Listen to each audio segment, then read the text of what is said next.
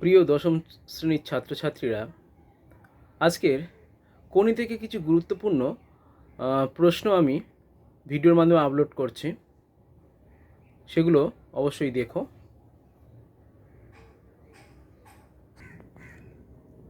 মতিনন্দী রচিত কোনি উপন্যাস।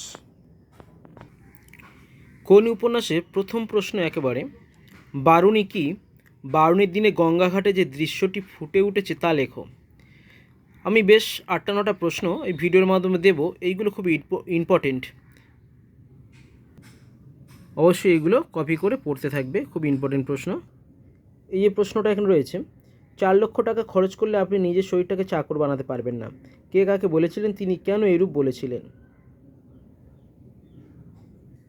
4 বছরের মধ্যেই প্রজাপতি ডানা মেলে দিয়েছে। প্রজাপতি সম্পর্কে কি জেনেছ? প্রজাপতিকে ঘিরে ক্ষিতিশ সিংহের পরিবারের কোন ছবি ধরা পড়েছে?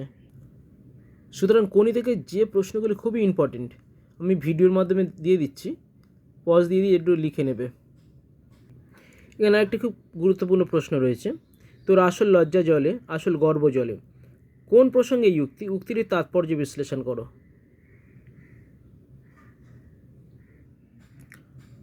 আরেকটি গুরুত্বপূর্ণ প্রশ্ন, ওইটাই তো আমি রে, যন্ত্রণাটাই তো আমি।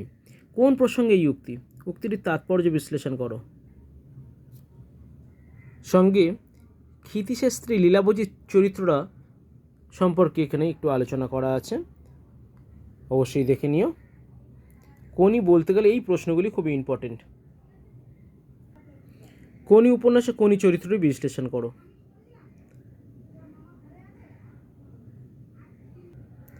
কোনি চরিত্র সে লড়াকু মনোভাবের বা খেলোয়াড় সুলভ কিংবা দৃঢ় প্রতিজ্ঞ, পরিশ্রমী ও কষ্ট সহিষ্ণু, আত্মাভিমানী, প্রতিবাদী চরিত্র ইত্যাদি কোনির ভিতরে সমস্ত গুণ প্রকট আছে, এগুলো দেখো।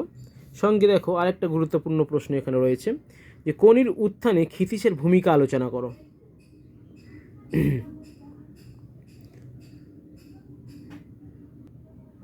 কিংবা ক্ষিতীশ সিংহ চরিত্রটি বিশ্লেষণ করো। কোনি থেকে যেগুলো খুব ভাইটাল প্রশ্ন আসার সম্ভাবনা বা আসতে পারে, আমি সেগুলো এই ভিডিওর মাধ্যমে সব কটাই দিয়ে দিলাম। যার যে প্রশ্নটা দরকার সেটা অবশ্যই খাতায় কোট করে পড়তে থাকবে। আরেকটি খুব সুন্দর প্রশ্ন, আমার বিরুদ্ধে চার্জগুলো স্পষ্ট করে চিঠিতে বলা নেই, কে কখন মন্তব্যটি করেন, তার বিরুদ্ধে অভিযোগগুলো কী ছিল? এই প্রশ্নটি, এটাও গুরুত্বপূর্ণ প্রশ্ন। এখান থেকে একটা প্রশ্ন আছে, দেখো, কম্পিটিশনে পড়লে মেয়েটা তো আমার পা ধোয়া জল খাবে। বক্তা কে? কী প্রসঙ্গে তার এই উক্তি? এই উক্তিটি বক্তার কীরূপ মনোভাব ফুটে উঠেছে?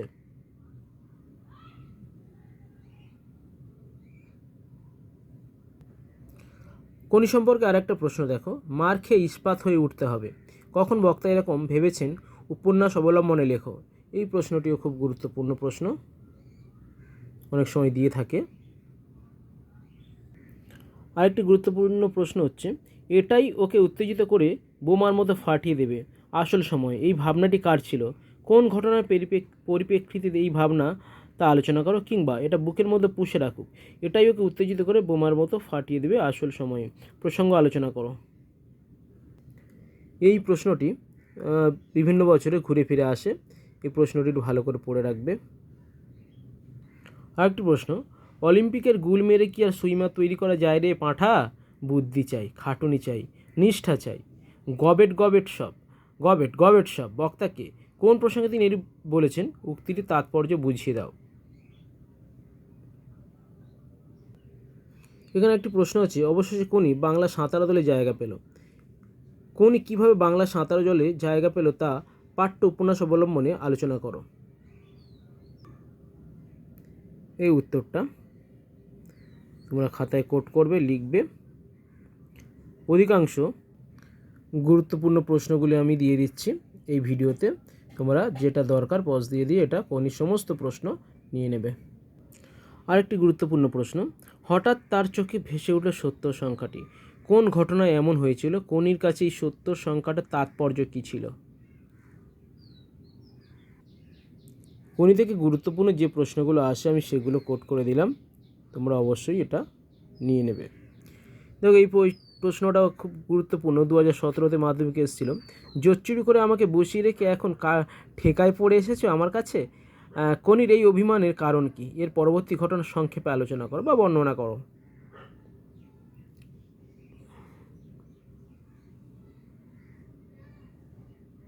আরেকটি গুরুত্বপূর্ণ প্রশ্ন, কনির উত্থানে ক্ষিতীশের ভূমিকা আলোচনা করো।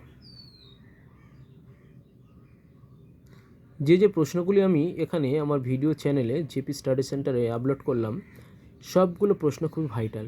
এই প্রশ্নগুলো কোনো না কোনো বছর দেখবে মাধ্যমিকে বোর্ড পরীক্ষায় এসে গেছে, সুতরাং এগুলো খেয়াল করে অবশ্যই পড়বে। এই যে দারিদ্র আর বঞ্চনার বিরুদ্ধে কনির যে লড়াই, তার সংক্ষেপে আলোচনা করে, এই প্রশ্নটি 2024-এ পড়ে গেছে, কাজে এই প্রশ্নটি আর এবছর দেবে না। সঙ্গে এই প্রশ্নটা দেখে রাখো, কনির পারিবারিক জীবন পরিচয় দাও, 2017 সালে পড়েছিল, প্রশ্নটি একটু দেখে রেখো। তাহলে স্টুডেন্টস, কনি থেকে যে প্রশ্নগুলো ভাইটাল প্রশ্ন আসে, প্রায় বছর দেয়, আমি সেগুলো দিয়ে দিলাম। এবার যদি বাই চান্স কনির বিভিন্ন অধ্যায় থেকে লাইন তুলে প্রশ্ন করে, সেক্ষেত্রে নিজেদের মনের মতো করে অ্যান্সার করার চেষ্টা করো।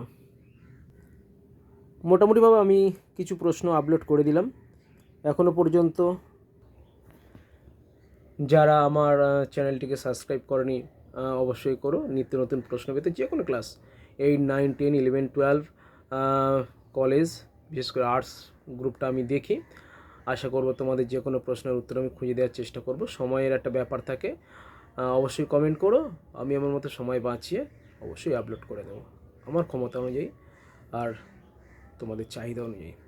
থ্যাংক ইউ যারা দেখছো আমার চ্যানেল, সবাইকে ধন্যবাদ।